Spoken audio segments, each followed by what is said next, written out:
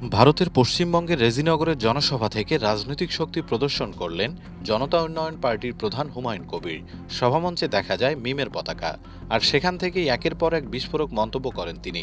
জনসভাতেই জনতা উন্নয়ন পার্টিতে যোগ দেন ফিরহাদ হাকিমের প্রাক্তন জামাই ইয়াসিন হায়দার। হুমায়ুন কবির জানান, মুখ্যমন্ত্রী মমতা বন্দ্যোপাধ্যায়ের কথায় তিনি ইউসুফ পাঠানের হয়ে প্রচারে নেমেছিলেন।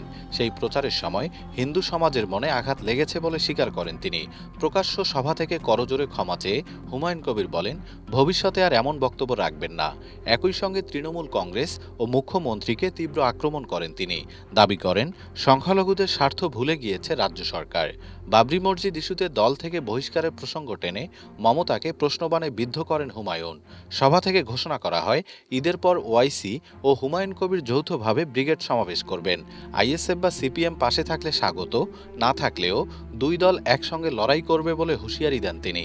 এই বক্তব্যে রাজ্যের রাজনীতিতে নতুন সমীকরণের ইঙ্গিত মিলছে বলেই মনে করছেন রাজনৈতিক বিশ্লেষকরা।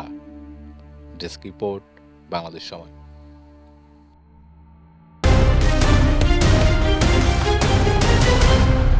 বাংলাদেশ সময়, সবার আগে দেশ।